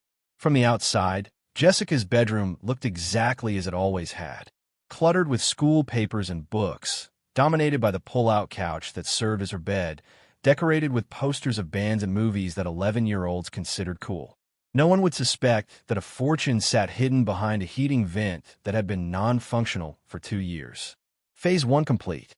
The jewelry was secure, moved from a semi-public storage facility to a private location that only Margaret and Jessica knew about. Phase 2 required more courage, more willingness to confront people whose legal claims might be legitimate even if their tactics were threatening. Margaret spent the afternoon composing letters. Not emails, not text messages, but actual physical letters written on paper that couldn't be intercepted electronically, that couldn't be traced through internet service providers or email servers. Old-fashioned communication for a situation that required old-fashioned discretion. She addressed 7 letters to 7 different families, descendants of the 7 robbery victims from 1927 and 1928. Each letter was carefully worded to acknowledge the historical injustice without admitting possession of stolen property, to invite conversation without providing evidence that could be used against her in court. Dear family name, my name is Margaret Chen. I am writing to you regarding jewelry that was stolen from your ancestor, victim name, during the Hollywood robberies of 1927 to 1928. Through inheritance from my grandmother, Dorothy Mae Whitmore, I have come into information about the location of these items. I understand that your family suffered a significant loss, and I am committed to finding a resolution that honors both the legal complexities of the situation and the moral obligation to address historical injustice. I am not working with attorneys at this time, and I am not interested in adversarial legal proceedings. Instead, I am proposing direct conversation between our families to reach an agreement that feels fair and achievable. If you're interested in discussing this matter, please contact me at the address below. I ask that you respect my privacy and my desire to handle this situation with discretion and dignity.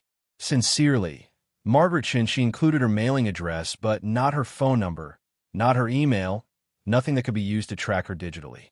The letters went out certified mail, requiring signatures, creating a paper trail that proved she'd attempted good faith contact rather than hiding or fleeing with stolen property. Kelly had warned her that reaching out directly was risky, that families might use her letters as evidence of possession, that opening communication channels invited exactly the kind of legal complications Margaret was trying to avoid. But Margaret was gambling on something she'd learned from her grandmother Dorothy. Most people, when treated with respect and offered genuine conversation, responded with decency rather than aggression. The attorneys and private investigators represented the worst of human nature, greed wrapped in legal language, intimidation dressed as professional correspondence. But the actual families, the descendants who'd inherited stories of loss along with their ancestors' names, might be different, might be willing to negotiate rather than litigate, might understand that fairness didn't mean Margaret surrendering everything for nothing in return. 3 days passed with no response. Margaret went to work, processed insurance claims, pretended her life hadn't been transformed by the discovery of jewelry worth more than she could comprehend. Jessica went to school, did homework, played with Storm, maintained a routine of childhood while carrying secrets that would have crushed most adults. On the 4th day, Margaret received a phone call at work. The caller ID showed a number with a 310 area code. Los Angeles.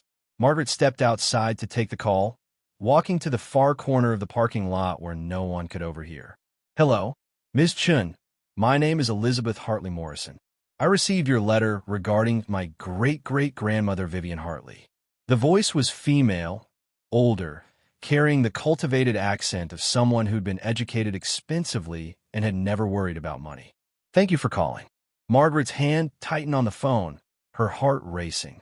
I was surprised to receive your letter. Frankly, I thought all of my great-great-grandmother's jewelry was gone forever. The insurance company paid out the claim in 1929, and the family moved on. We've never expected recovery. I understand. Margaret chose her words carefully, aware that anything she said could be recorded, could be used as evidence. I wanted to reach out directly rather than working through attorneys because I believe this situation deserved conversation rather than confrontation. Elizabeth was quiet for a moment. I appreciate that. My family has been contacted by several law firms over the years, all claiming they could recover the stolen jewelry for a percentage of the value. We've always declined because the process seemed designed to benefit lawyers more than our family. That's exactly what I'm trying to avoid. Were you proposing, Miss Chun? Margaret had thought about this constantly, running calculations, trying to find a split that felt fair without destroying her own financial future. I've researched the pieces that belong to your great-great-grandmother. Based on current market value, they're worth approximately $41 million. I'm proposing we split the proceeds 60 to 40. You receive 60%, I receive 40%. Elizabeth's sharp intake of breath was audible. That's substantially more generous than any attorney has offered. Most proposals have been 80 to 20 or 90 to 10 in the family's favor. Most attorneys want to take this to court, which benefits them through legal fees. I want to resolve this privately, which benefits both of us. You get more money than a legal battle would probably net you after years of litigation and attorney costs. I get enough to build a stable future for my daughter. Everyone walks away whole. Why are you doing this? You could disappear with the jewelry. Sell it through black market channels. My family would never know. Margaret thought about Dorothy, about the letter that had guided her to this moment, about the burden her grandmother had carried for 42 years because selling the jewelry never felt right even when necessity demanded it. Because my grandmother taught me that doing the right thing matters more than doing the profitable thing. And because I have a daughter who's watching how I handle this situation, learning what integrity looks like when it costs something. Elizabeth's voice softened. I'd like to meet you in person, discuss details, see the pieces, verify that what you're offering matches what was stolen. Would you be willing to come to Los Angeles? Margaret's practical mind immediately calculated costs. Airfare, hotel, time away from work she probably couldn't afford. But this was the kind of face-to-face negotiation that built trust, that transformed abstract proposals into actual agreements. I could come next weekend, but I need your guarantee that you won't bring attorneys or involve law enforcement. This meeting is about conversation, not legal action. You have my word. Elizabeth paused. Miss Chun, I hope you understand how unusual this is. Most people in your position would try to keep everything or would surrender to legal pressure. You're choosing a middle path that requires courage and faith that the other party will act in good faith as well. I'm choosing the path my grandmother would have wanted. That's all the guidance I need. They arranged details. A meeting at Elizabeth's home in Pacific Palisades Saturday afternoon.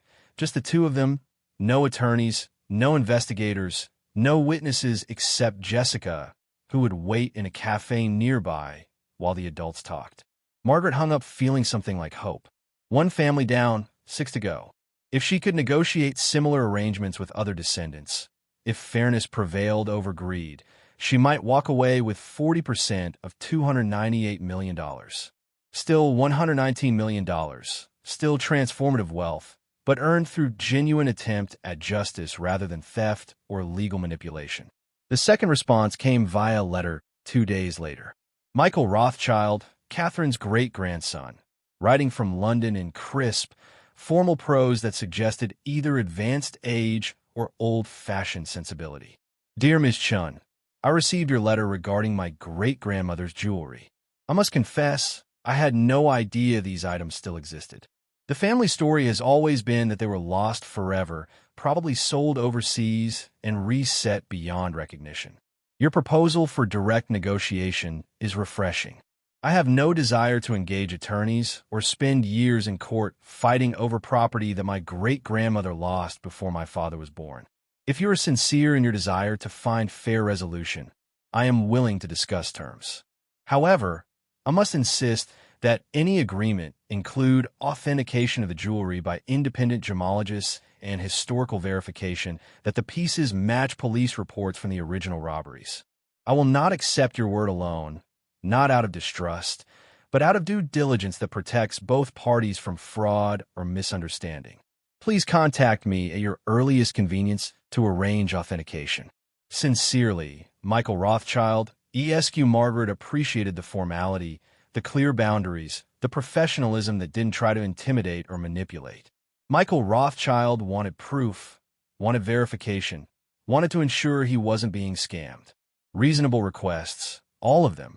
Requests Margaret could accommodate because the jewelry was genuine, the documentation extensive, the match between stolen pieces and recovered items undeniable. She responded with her own letter, proposing that Michael hire gemologists of his choosing, that all authentication costs be split 50-50, that the process happened in San Francisco so Margaret didn't have to transport $298 million across international borders. She offered the same 60-40 split she'd proposed to Elizabeth, calculating that Catherine Rothschild's pieces were worth approximately $47 million, meaning Michael's family would receive $28 million while Margaret kept $19 million. The responses continued over the following weeks. Some families expressed interest in Margaret's proposal, appreciating her directness and willingness to negotiate. Others, predictably, responded through attorneys who'd clearly been coaching them, who offered insulting splits like 95-5 or demanded Margaret surrender all jewelry immediately pending legal determination of ownership. Margaret ignored the aggressive responses. She had no obligation to engage with families who chose lawyers over conversation, who saw her as an adversary rather than someone trying to correct a nearly century-old injustice. Let them file lawsuits. Let them spend years and hundreds of thousands in legal fees. Margaret would focus on the families who wanted resolution more than vengeance. By mid-December, she'd reached tentative agreements with 4 of the 7 families. Elizabeth Hartley Morrison, representing Vivian Hartley's descendants. Michael Rothschild in London, the grandnephew of director Edmund Rothschild, and the daughter of another victim, a producer named Samuel Levinson who'd lost jewelry worth $23 million.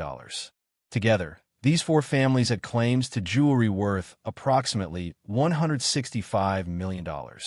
Under the 60-40 splits Margaret had proposed, they'd receive $99 million. Margaret would keep $66 million. The remaining $133 million in jewelry belonged to victims whose families either hadn't responded or had responded through aggressive attorneys Margaret refused to negotiate with. Kelly's advice, delivered over coffee one Wednesday afternoon, was pragmatic and slightly illegal. The pieces that belonged to unresponsive families or families who chose litigation over negotiation. Those pieces can't be sold through legitimate channels without triggering legal claims. But they can be sold privately. Very privately. I know people who know people. You could probably get 35-40 cents on the dollar, all cash, no questions. That's still nearly $50 million. Margaret's voice came out quieter than intended, stunned by the calculation. And it's jewelry that's in legal limbo anyway. The families who own it chose lawyers over conversation with you. You tried good faith negotiation. They responded with threats. At some point, you have to protect yourself and your daughter. Margaret wanted to argue, wanted to insist that selling stolen jewelry through black market channels was wrong regardless of circumstances. But another part of her, the part that had struggled financially for 11 years, that had counted pennies and skipped meals and lived in fear of unexpected expenses, that part recognized opportunity when it appeared. She'd be getting $66 million from legitimate negotiations with cooperative families. That was already generational wealth, already more than she'd spend in 10 lifetimes. The additional $50 million from black market sales felt like excess, like greed wrapped in justification. But it was also security, protection against the legal battles that might still come, insurance that Jessica's future was guaranteed regardless of what happened to Margaret. I'll think about it. Don't think too long. The families who chose litigation, they're probably already filing claims, already trying to freeze assets and prevent you from selling anything. Every day you wait is another day for some judge to issue an order that makes moving the jewelry impossible. The meeting with Elizabeth Hartley Morrison happened on December 18th, a Saturday that brought unseasonably warm weather to Los Angeles. Margaret flew down alone, leaving Jessica with Kelly for the weekend, trusting her friend to keep her daughter safe and distracted while Margaret conducted business that could determine both their futures. Elizabeth's house in Pacific Palisades sat on 2 acres overlooking the ocean, the kind of property that probably cost $30 million even without the historical significance of having been owned by the same family for 4 generations. A housekeeper answered the door, leading Margaret through rooms decorated with art that belonged in museums, furniture that belonged in historical estates, elegance that belonged to people who'd never known financial struggle. Elizabeth waited in a sunroom that caught afternoon light and transformed it into something golden and timeless. She was 71 years old. Margaret had learned through research, a retired art gallery owner who'd never married and never had children, the last of Vivian Hartley's direct descendants. Ms. Chen. Elizabeth rose from a chair, extending her hand with grace that suggested decades of practiced hospitality. Thank you for coming. Please sit. Can I offer you tea? They sat. Tea was poured. Pleasantries were exchanged. Then Elizabeth got to business with the efficiency of someone who'd spent a lifetime in negotiations. You brought the pieces? Margaret had brought 3 items, representative samples that she'd carefully selected to prove authenticity without transporting the entire collection across state lines. She pulled them from her bag, wrapped in soft cloth. The diamond necklace first, the one from police photographs, the one Vivian Hartley had worn to a premiere in 1926. The emerald earrings next, matching the description from the original police report with precision that eliminated doubt. And finally, a ruby bracelet that had belonged to Vivian's grandmother, its provenance traceable through family photographs Elizabeth had shared during preliminary conversations. Elizabeth lifted the necklace with trembling hands, holding it up to catch light the way it had been held by her great-great-grandmother nearly a century ago. My God, I've seen photographs, but photographs don't capture. She trailed off, emotions overcoming words. They're real.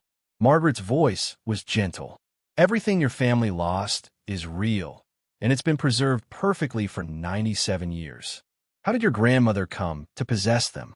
I read your letter, but I'd like to hear the story directly. Margaret told her everything. Claire Dawson's inheritance of steamer trunks from her great-aunt Judith, the costume designer who'd almost certainly committed the robberies. Dorothy's purchase of fabric and discovery of hidden jewelry. The decision to hide rather than sell, to wait for time to resolve legal complications that seemed insurmountable in 1952. And now you're trying to right the wrong. Elizabeth set the necklace down carefully. Most people would keep everything. Claim finders keepers. Disappear before anyone could stop them. My grandmother carried this secret for 42 years. She died without selling a single piece because it never felt right, even when she needed money desperately.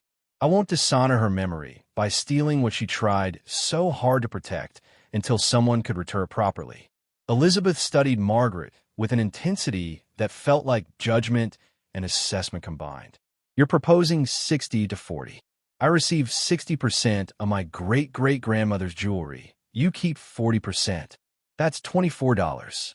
$6 million for me, $16. $4 million for you based on current appraisals. Yes. Margaret met Elizabeth's gaze without flinching. You get more because it belonged to your family.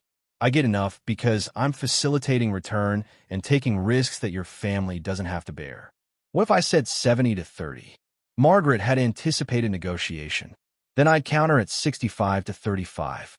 And we'd probably settle somewhere in that range because we both want this resolved without lawyers consuming years of our lives and hundreds of thousands in legal fees. Elizabeth smiled, genuine warmth breaking through the careful negotiation mask. 65 to 35 is acceptable. I'll have my gemologist authenticate the pieces next week. If everything checks out, and I have no reason to believe it won't, we can finalize the sale through a private transaction that keeps both our names out of public records. How do we do that without creating tax complications or legal problems? Elizabeth's smile widened. Ms. Chen, my family has been wealthy for 4 generations. We have accountants who specialize in making complicated transactions look perfectly legal and transparent. You provide the jewelry, I provide the payment structure, and both of us sleep soundly knowing we've handled this properly. They shook hands, sealing an agreement that felt more like partnership than adversarial negotiation.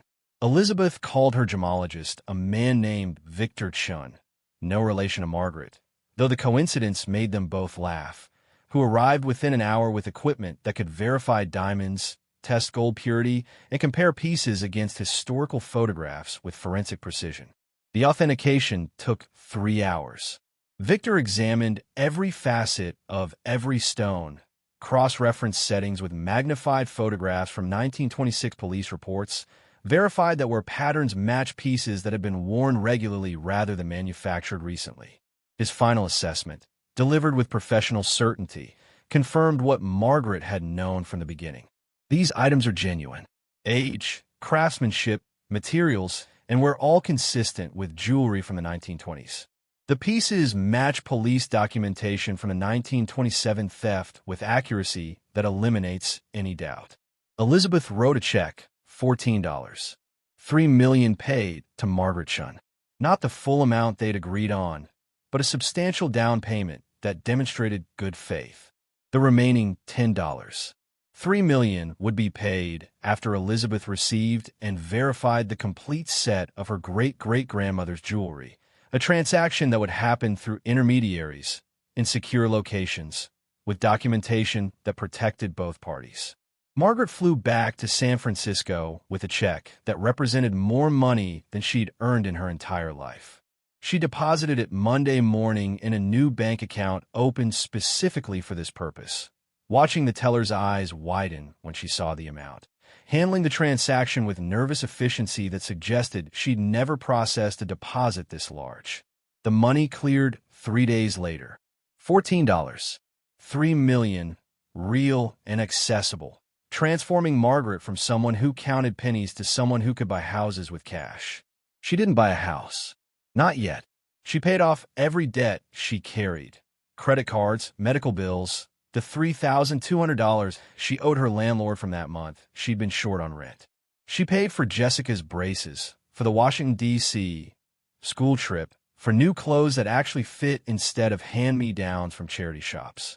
She quit her job at the medical billing office with 2 weeks' notice, handling the resignation with more grace than her manager deserved, refusing to explain where she was going or what she'd be doing next because some answers were private. Jessica asked once, sitting at their tiny dining table, the two of them sharing pizza that Margaret had ordered without checking the price first. "Mom, does having money make us different people?" Margaret thought about this, really thought, trying to give her daughter the kind of answer that would shape how Jessica understood wealth and responsibility and the difference between having money and letting money have you. We're the same people with different options.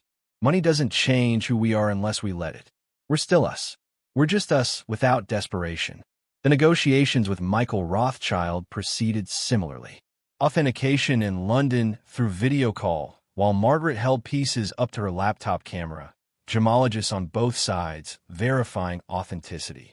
The 65-35 split gave Michael's family $30. $5 million. Left Margaret with $16. $5 million. The money arrived in installments, wire transfers from London banks to Margaret's account. Each transaction documented carefully for tax purposes, for legal protection, for the paper trail that proved she was handling this legitimately. By February, Margaret had completed transactions with all 4 families who'd agreed to negotiate directly. Her legitimate earnings totaled $62 million after taxes, legal fees, and authentication costs. Generational wealth. Security beyond anything she'd imagined. Freedom from the grinding poverty that had shaped every decision for 43 years. But $136 million in jewelry remained, pieces belonging to families who'd either ignored her letters or responded through aggressive attorneys demanding she surrender everything pending legal determination of ownership. Kelly's contact, a man who identified himself only as Vincent, met Margaret in a coffee shop in Oakland. He was 60-ish, dressed expensively but not ostentatiously, speaking with an accent that suggested Eastern European origin and American decades. "Ms. Chen, a pleasure. Kelly speaks highly of you." Vincent ordered an espresso, black, and got straight to business. "I understand you have high-value jewelry you need to liquidate privately.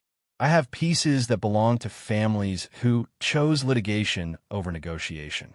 I tried good, faith communication. They responded with legal threats. Now I'm protecting myself. Smart. Courts are where money goes to die, consumed by lawyers who bill by the hour and drag cases out for years. Vincent pulled out a tablet, showing Margaret photographs of jewelry that looked museum quality. I specialize in estate jewelry, pieces with complicated provenance. I don't ask where items come from. I verify authenticity, arrange sales to private collectors who value discretion, and handle transactions through channels that protect everyone involved. What's your fee? 35% of sale price. You provide the jewelry. I provide buyers who pay cash and ask no questions. The transactions happen in secure locations with security that ensures everyone leaves whole.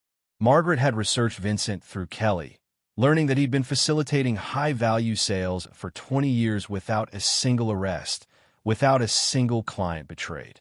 His reputation was built on discretion and efficiency, on making complicated transactions simple through expertise and connections. How quickly can you move pieces worth $136 million? Vincent smiled, the expression of someone who'd been asked this question many times. At full market value, $136 million takes time. But we're not selling at full market value. Private buyers expect discounts for avoiding legitimate channels.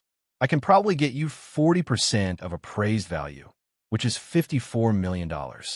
That takes 6 to 8 months, selling to multiple buyers, moving pieces carefully to avoid flooding the market and dropping prices. $54 million. Margaret repeated the number, feeling its weight. For jewelry that families had refused to negotiate over, that would sit in legal limbo for years while lawyers argued over ownership. $54 million that could secure Jessica's future, could fund the kind of life Margaret had never dared imagine, could transform poverty's legacy into wealth's opportunity. Let's proceed.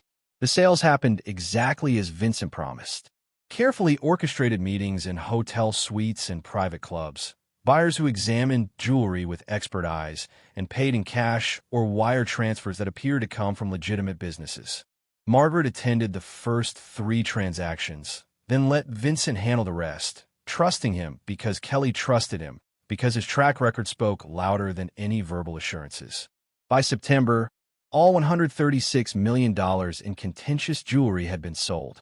Margaret received $54 per million after Vincent's fees, money that arrived in her account through a series of transfers that looked like payment for consulting services, investment returns, perfectly legal transactions that happened to be sourced from black market jewelry sales.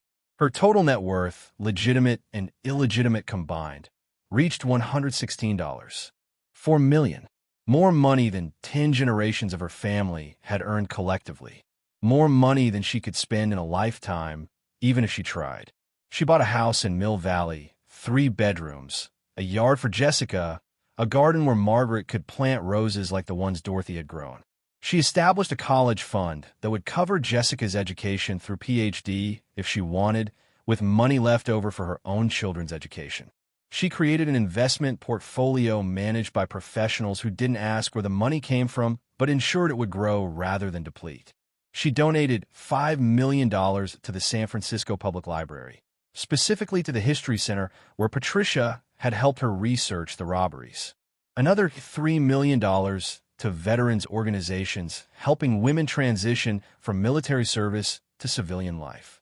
Another $2 million to programs supporting single mothers, the women who'd been where Margaret had been, desperate and struggling in one crisis from homelessness.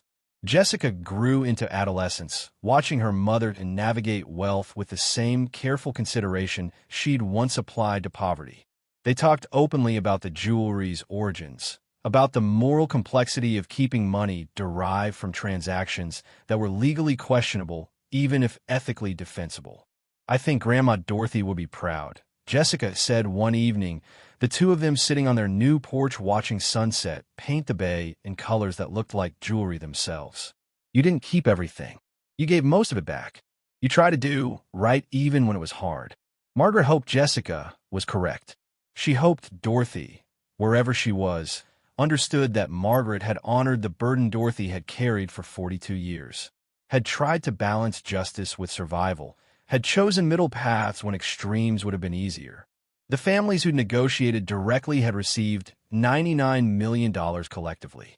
Insurance companies who'd paid claims in 1927 and 1928 had received nothing because Margaret had specifically negotiated to exclude them from agreements, ensuring descendants receive money rather than corporations.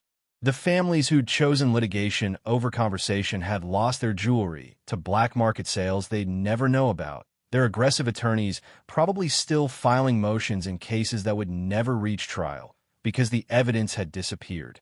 And Margaret had kept $116 per million, compensation for risk and effort and willingness to facilitate returns that the legal system couldn't achieve. Not perfect justice, but practical justice. Not moral purity, but moral sufficiency. The kind of compromise that let her sleep at night while knowing she'd done better than most people would have in similar circumstances. Brenda never learned the truth. Margaret let her cousin believe the storage unit had contained nothing but fabric and sewing supplies. Let her continue living in smug superiority, never knowing she'd facilitated the discovery that transformed Margaret's life. Some revenge was silent, some victories private.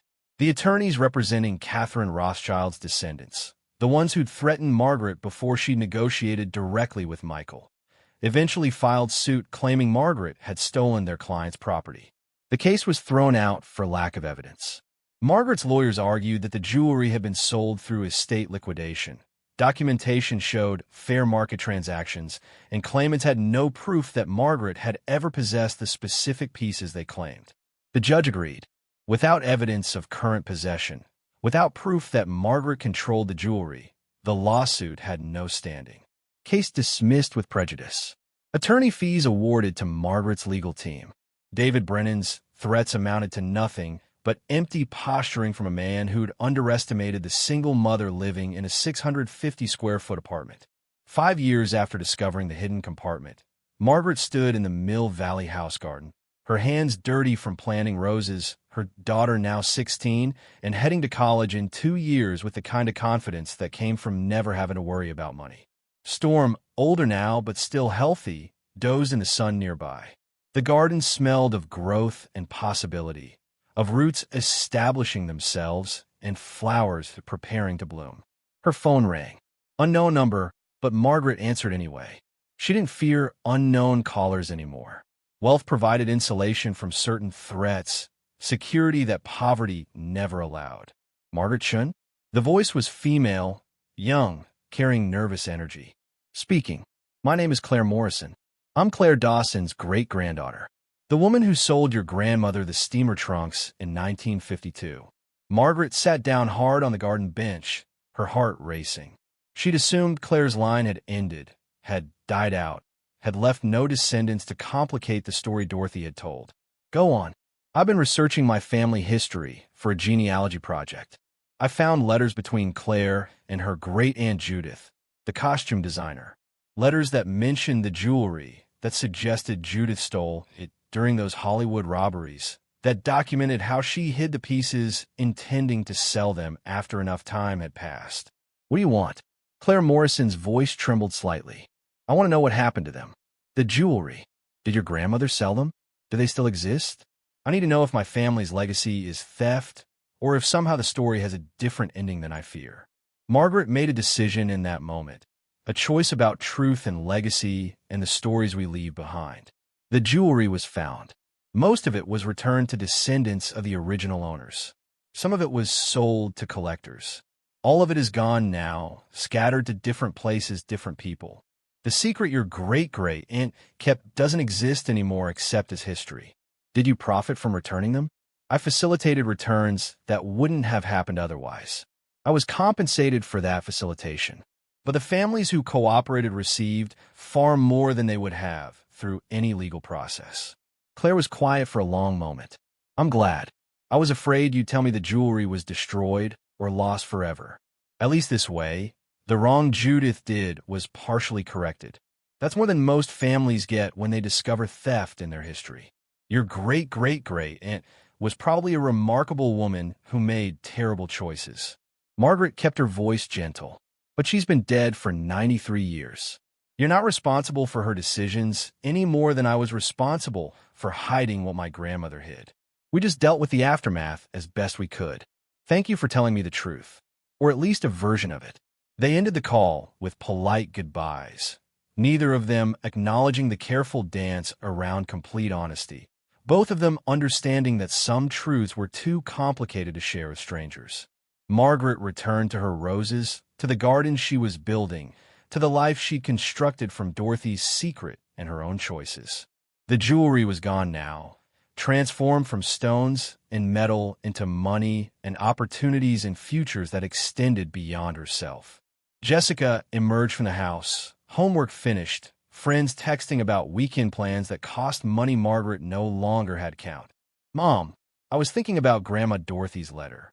The one where she said to be smart about the jewelry. What about it? Do you think she knew? That eventually you'd sell some of it the way you did? That you'd return some and keep some and make choices she couldn't make?" Margaret considered this. "I think she knew I'd figure out what worked. She didn't give me instructions because instructions would have constrained me. She gave me information and trusted me to make decisions she couldn't predict. That's a lot of trust." "It is. And someday, when you inherit what I leave you, I hope you'll remember that trust matters more than money. That doing the right thing is complicated and imperfect and often involves compromise. That poverty and wealth are both prisons unless you maintain the values that make you human regardless of your bank balance." Jessica hugged her mother, understanding in the way children of struggle always understood that survival took many forms, that victory wasn't always clean, that doing better than your circumstances suggested was possible was its own kind of triumph. The roses bloomed that spring in colors that reminded Margaret of jewelry: ruby red, emerald green, sapphire blue, diamond white. She tended them carefully, these flowers grown from wealth that began as theft, transformed through time and circumstance into something beautiful. Dorothy Mae Whitmore had carried a secret for 42 years. Margaret Chen had carried it for 5. And Jessica Chen, now 16 and preparing for college at Stanford, carried knowledge of how her mother had navigated moral complexity with imperfect grace. The sewing table remained in storage, its false bottom empty now, its purpose fulfilled. Margaret thought about donating it to a museum, explaining its history, turning it into a cautionary tale about theft and time and the long shadow cast by choices made nearly a century ago. But that would invite questions she couldn't answer without incriminating herself or others. So the table stayed in storage, another secret kept, another piece of history that existed only in private memory rather than public record. The family who'd laughed when Margaret bid on a sewing table at auction never knew they'd mock someone standing at the threshold of transformation. Brenda never knew the storage unit she'd dismissed contained a fortune. The auction house never knew the wooden table they'd sold for $1,200 had a twin that held $298 million. Only Margaret knew. Only Jessica knew. Only Kelly and Vincent and the 4 families who negotiated directly knew parts of the story, fragments that couldn't be assembled into a complete picture without cooperation that would never come. And that was fine. Some stories belonged to their participants rather than the world. Some victories were private. Some justice happened in quiet rooms through conversations between people who chose decency over vindication. Margaret Chen had bought nothing in an auction where her grandmother's life was liquidated for a stranger's profit. But she'd inherited everything that mattered: Dorothy's wisdom, her caution, her understanding that wealth without ethics was poison, that secrets kept too long became burdens, that sometimes the right thing to do was complicated and imperfect and involved compromise. The $116 per million in her accounts represented more than financial security. It represented choices made carefully, negotiations conducted with respect, risks taken thoughtfully, and willingness to walk middle paths when extremes would have been easier. It represented Dorothy's trust, fulfilled across decades and death. It represented Margaret's courage to face moral complexity without flinching. And it represented Jessica's future, built on a foundation that mixed wealth with wisdom, that acknowledged origins without being defined by them, that promised opportunities Dorothy had never had, that Margaret had fought for, that Jessica would inherit along with stories about the grandmother who hid jewelry in a sewing table, and a mother who figured out what to do with it. The sun set over Mill Valley, painting the garden in gold and amber light that caught the roses and made them glow like jewels. Margaret sat in the garden she'd built, in the house she'd bought, living the life she'd chosen, and thought about her grandmother. Thank you, Grandma Dorothy, for trusting me, for leaving me the burden and the opportunity, for teaching me that doing the right thing doesn't always mean doing the pure thing. Sometimes it means doing the possible thing, the thing that balances justice with survival, that honors the past while building the future. I hope I made you proud. Somewhere in the growing darkness, Margaret could almost hear Dorothy's voice, warm and certain and carrying across the years. You did, my darling girl. You did. Thank you so much for watching until the end. If you love this story, check out the other videos on your screen now. I think you'll really enjoy them. And don't forget to subscribe if you haven't already. See you in the next story.